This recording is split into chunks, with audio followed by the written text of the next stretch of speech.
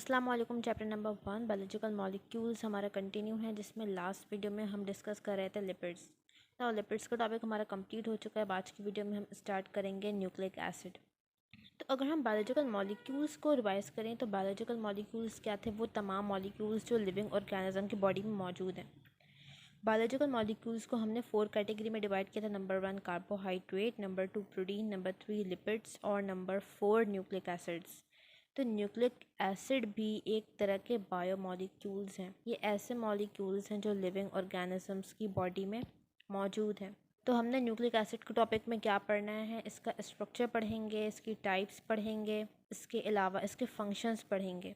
Now nucleic acid में हम पहले बात करेंगे डिस्कवरी के न्यूक्लिक एसिड की। डिस्कवरी कैसे हुई? न्यूक्लिक एसिड को फर्स्ट टाइम डिस्कवर किया फ्रेडरिच मिशर ने, जो कि एक स्विस फिजिशियन था, इन 1869। इसने न्यूक्लिक एसिड को आइसोलेट किया पस सेल्स से। पस सेल्स क्या होते हैं? Dead WBCs। हमारी बॉडी में डिफरेंट ब्लड सेल्स हैं। रेड ब्लड सेल्स हैं, वाइट ब्लड सेल्स हैं और प्लेटीलेट्स हैं। तो पस सेल्स क्या हैं? ये डेड WBCs हैं। मिशर ने इन पस सेल्स के न्यूक्लियस से एक न्यू कंपाउंड डिस्कवर किया। जब उसने इस कंपाउंड को फर्दर देखा तो ये कंपाउंड ना ही कार्बोहाइड्रेट की तरह था, ना ही प्रोटीन से मिलता था और ना ही लिपिड से। तो इसने इस न्यू कंपाउंड को नाम दिया न्यूक्लियन का। अब आगे जब फर्दर स्टडीज़ हुई तो ये पता चला कि न्यूक्लियन के पास एसिडिक प्रॉपर्टी है। ठीक है, इसका नेचर कैसा? एसिडिक है। तो इस एसिडिक नेचर की वजह से इस न्यूक्लियन का नाम चेंज हो गया और क्या हो गया? Nucleic acid. Nucleic means related to nucleus और एसिड किस लिए है? क्योंकि इसका नेचर एसिडिक है।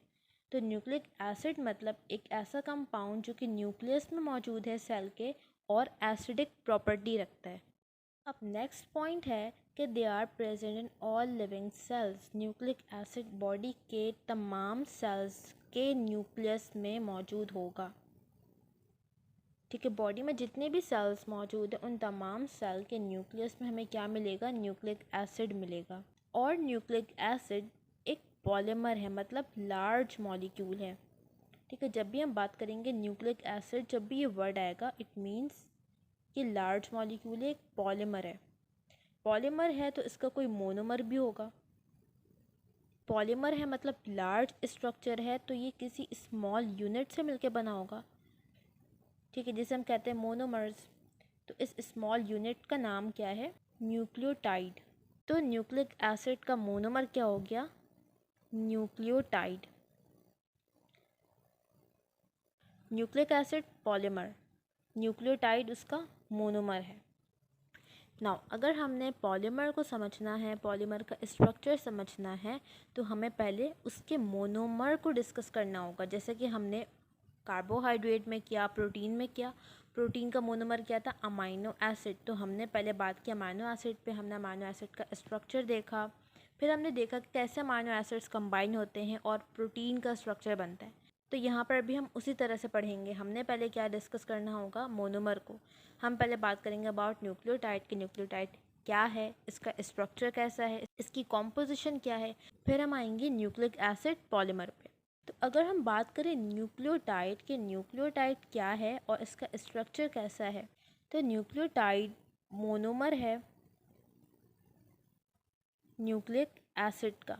इसका स्ट्रक्चर अगर हम देखें तो हमें इसमें 3 कंपोनेंट्स मिलते हैं। नंबर 1 है पेंटोज शुगर, नंबर 2 है नाइट्रोजिनस बेस, नंबर 3 है फोस्फेट ग्रुप। अब आ जाओ नंबर 1 कंपोनेंट पे, पेंटोज शुगर। पेंटोज हमने कार्बोहाइड्रेट में पढ़ा। पेन का वर्ड हम यूज़ करते हैं 5 के लिए। पेंटोज मतलब 5 कार्बन का शुगर, 5 कार्बन का कार्बोहाइड्रेट। तो न्यूक्लियोटाइड के स्ट्रक्चर में नंबर 1 हमें क्या मिलेगा? 5 कार्बन का शुगर मिलेगा। इसके अलावा इस पेंटोज शुगर पे अटैच होगा एक नाइट्रोजिनस बेस और इसी पेंटोज शुगर पे अटैच होगा एक फोस्फेट ग्रुप PO4-3। यह फोस्फेट ग्रुप ये इसी पेंटोज शुगर पे अटैच होगा। नाउ ये डायग्राम देखो, ये स्ट्रक्चर है न्यूक्लियोटाइड का। न्यूक्लियोटाइड में हमें क्या मिल रहा है? Number 1 pentose sugar, number 2 nitrogenous base, number 3 phosphate group. Pentose sugar में देखो 5 कार्बन है। जो कॉर्नर्स होते हैं ये किसको रिप्रेजेंट करते हैं? कार्बन को। तो 1 कार्बन, 2, 3, 4 और ये 5, टोटल इसमें 5 कार्बन होगा। ये क्या है? पेंटोज शुगर है। और इस पेंटोज शुगर के नंबर 1 कार्बन पे अटैच है नाइट्रोजिनस बेस और इसके 5th कार्बन पे क्या अटैच है? Phosphate group. तो इस तरह से फोस्फेट ग्रुप, नाइट्रोजिनस बेस और पेंटोज शुगर मिलके क्या बनाते हैं? न्यूक्लियोटाइड। अब यहाँ पर दो इम्पॉर्टेंट पॉइंट्स हैं, वो ये हैं कि अभी हमने बात की pentose sugar plus nitrogenous base और फोस्फेट ग्रुप। जब ये तीनों स्ट्रक्चर्स मिल जाएंगे तो वो क्या बनाएंगे? एक न्यूक्लियोटाइड। अगर इस न्यूक्लियोटाइड से हम फोस्फेट ग्रुप को हटा दें, ठीक है, फोस्फेट ग्रुप रिमूव कर दें, तो ये स्ट्रक्चर कहलाता है न्यूक्लियोसाइड। तो न्यूक्लियोसाइड में हमें क्या मिलेगा? पेंटोज शुगर मिलेगा और नाइट्रोजिनस बेस मिलेगा। जब पेंटोज शुगर और नाइट्रोजिनस बेस कंबाइन होंगे क्या बनेगा? न्यूक्लियोसाइड। और इसी में न्यूक्लियोसाइड में अगर हम फोस्फेट ग्रुप अटैच कर दें तो वो क्या बना लेगा? फिर न्यूक्लियोटाइड।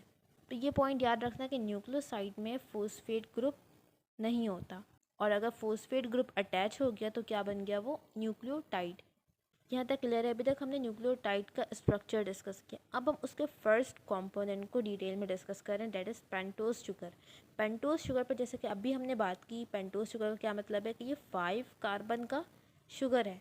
पेन का प्रीफिक्स हम लगाते हैं 5 के लिए। अच्छा, अब इस ग्रुप में दो तरह के शुगर्स आते हैं, एक होता है राइबोज शुगर और दूसरा शुगर है डीऑक्सी राइबोज। ठीक है, पेंटोज शुगर एक ग्रुप है जिसमें 5 कार्बन के शुगर आते हैं। 5 कार्बन के शुगर हमारे पास दो हैं, एक को हम कहते हैं राइबोस, एक को हम कहते हैं डीऑक्सी राइबोस। अब राइबोस और डीऑक्सी राइबोस में क्या फ़र्क है? देखो यहाँ पे हमारे पास ये जो सेकंड स्ट्रक्चर है ये राइबोस शुगर का है। यहाँ पे हम देख सकते हैं कि 5 कार्बन है, 1, 2, 3, 4 और 5। इसके अलावा यहाँ पर हमें 4 OH ग्रुप्स मिल रहे हैं। ठीक है, 1, 2, 3 और 4। अब डीऑक्सी राइबोस में क्या होगा कि जो सेकेंड कार्बन का OH ग्रुप है यहाँ से ऑक्सीजन रिमूव हो जाएगा, वहाँ पे OH की जगह पर क्या होगा? सिर्फ हाइड्रोजन होगा। ये फ़र्क है राइबोस और डीऑक्सी राइबोस में। राइबोस शुगर के केस में हमें सेकेंड कार्बन पे OH ग्रुप मिलेगा, जबकि डीऑक्सी राइबोस के केस में हमें सेकेंड कार्बन पे हाइड्रोजन मिलेगा। देखो डीऑक्सी का क्या मतलब है? Oxygen deficient. जैसे अगर बॉडी में वाटर की कमी हो जाती है तो हम क्या कहते हैं? डिहाइड्रेशन। डिहाइड्रेशन मतलब वाटर कम है। इसी तरह से डीऑक्सी, डीऑक्सी मतलब ऑक्सीजन कम है। तो डीऑक्सी राइबोस में क्या होगा? ऑक्सीजन कम होगा सेकेंड कार्बन पे। OH की जगह पे क्या होगा? सिर्फ H। अब ऐसे न्यूक्लिक एसिड जिसमें हमें राइबोस शुगर मिलेगा उसे हम कहेंगे राइबो न्यूक्लिक एसिड, जिसे हम शॉर्ट फॉर्म में RNA भी कहते हैं। ठीक है, RNA की फुल फॉर्म क्या होती है? Ribo nucleic acid. और ऐसे न्यूक्लिक एसिड जिसमें हमें डीऑक्सी राइबोस शुगर मिलेगा उसे हम कहेंगे डीऑक्सी राइबो न्यूक्लिक एसिड, जिसे हम शॉर्ट फॉर्म में कहते हैं DNA। तो यहाँ तक बात समझ आई? पेंटोज शुगर हमारे पास दो तरह के हैं, राइबोस और डीऑक्सी राइबोस। जिस न्यूक्लिक एसिड में राइबोस शुगर होगा उसे हम कहेंगे राइबो न्यूक्लिक एसिड RNA। जिस न्यूक्लिक एसिड में डीऑक्सी राइबोस शुगर होगा उसे हम कहेंगे deoxy ribo nucleic acid, short form में DNA। तो यहाँ से हमें एक डिफरेंस पता चल गया RNA और DNA में, कि यहाँ पर राइबोस शुगर होगा और यहाँ पर डीऑक्सी राइबोस शुगर। ये नंबर 1 डिफरेंस हो गया। नाउ न्यूक्लियोटाइड की कॉम्पोजिशन पे हम बात करें, जिसमें हमने फर्स्ट कंपोनेंट को डिस्कस कर लिया। अब सेकंड कंपोनेंट हमारे पास है नाइट्रोजीनस बेसिस। नाइट्रोजीनस बेसिस कुछ नाइट्रोजन कंटेनिंग कंपाउंड्स हैं। ऐसे कंपाउंड्स हैं जिसमें नाइट्रोजन मौजूद है, और ये नाइट्रोजीनस बेसिस पेंटोज शुगर के फर्स्ट कार्बन पे अटैच होते हैं।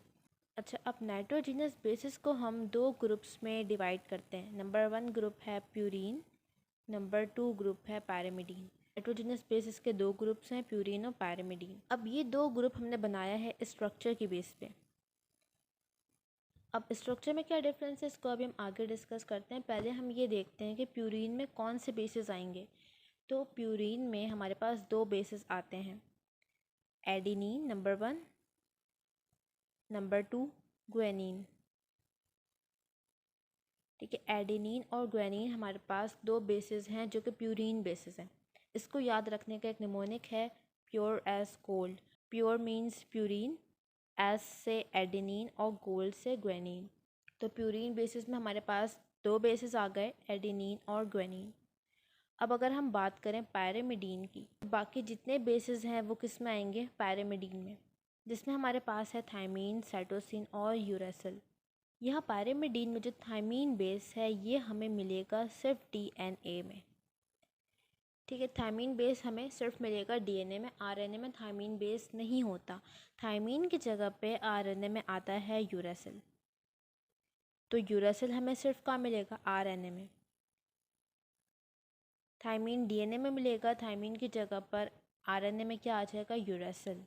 अगर फॉर एग्जांपल हमें एक सीक्वेंस दी है कि एडिनिन बेस है, उसके बाद ग्वेनिन बेस है, फिर यहाँ पे साइटोसिन बेस है, फिर एडिनिन बेस है, फिर यहाँ पे यूरेसिल बेस है, फिर साइटोसिन है, तो इस सीक्वेंस को देख के हम ये बता सकते हैं कि ये आरएनए है या फिर डीएनए, क्योंकि यहाँ पे क्या मौजूद है, यूरेसिल, और यूरेसिल डीएनए में नहीं होता, सिर्फ किस में होता है, आरएनए में। तो ये सीक्वेंस किसकी है, ये क्या है, आरएनए है। अगर इसी तरह से सीक्वेंस में थायमीन मौजूद है तो वो किसकी सीक्वेंस है, वो क्या है, वो डीएनए होगा। तो थायमीन और यूरेसिल के बेस पे हम आरएनए और डीएनए में डिफ्रेंशिएट कर सकते हैं। तो ये सेकंड डिफ्रेंशिएटिंग पॉइंट हो गया बिटवीन आरएनए और डीएनए। फर्स्ट क्या था, डीएनए में डीऑक्सीराइबोज शुगर थी, आरएनए में राइबोज शुगर। अब ये जो हमने ग्रुप बनाया है प्यूरीन पैरामिडीन, ये हमने बनाया है स्ट्रक्चर की बेस पे। ऐसे नाइट्रोजनस बेसेस जिसमें 2 रिंग्स मौजूद हैं, ठीक है, उनको हम रखते हैं प्यूरीन में। तो प्यूरीन में ऐसे नाइट्रोजनस बेसिस आएंगे जिनके स्ट्रक्चर में 2 रिंग्स मौजूद हैं, जिनका डबल रिंग स्ट्रक्चर है। जबकि ऐसे नाइट्रोजनस बेसिस जिनका स्ट्रक्चर सिंगल रिंग है, जिसमें सिंगल रिंग मौजूद है, वो किस में आएंगे, वो आएंगे पैरामिडीन में। तो एडेनिन और ग्वेनिन का स्ट्रक्चर अगर हम देखें तो ये डबल रिंग कंपाउंड्स हैं, इनके स्ट्रक्चर में 2 रिंग्स मौजूद हैं। तो ये किस में आ रहा है, प्यूरीन में। जबकि थायमीन, यूरेसिल और साइटोसिन ये सिंगल रिंग कंपाउंड है, इनके स्ट्रक्चर में 1 रिंग मौजूद है, तो ये किस में आएंगे, पैरामिडीन में। तो इस तरह से हमने नाइट्रोजनस बेसिस को क्लासीफाई किया है स्ट्रक्चर की बेसिस पे। नाउ नेक्स्ट हमारा फोस्फेट ग्रुप। फोस्फेट ग्रुप में इतना याद रखो कि फोस्फेट ग्रुप है क्या, PO4-3। इसके अलावा फोस्फेट ग्रुप राइबोज शुगर के 5th कार्बन पे अटैच होता है। यहाँ पे हमारा कॉम्पोजिशन ऑफ न्यूक्लियोटाइड कंप्लीट होता है। अब नेक्स्ट वीडियो में हम क्लासिफिकेशन करेंगे न्यूक्लिक एसिड की।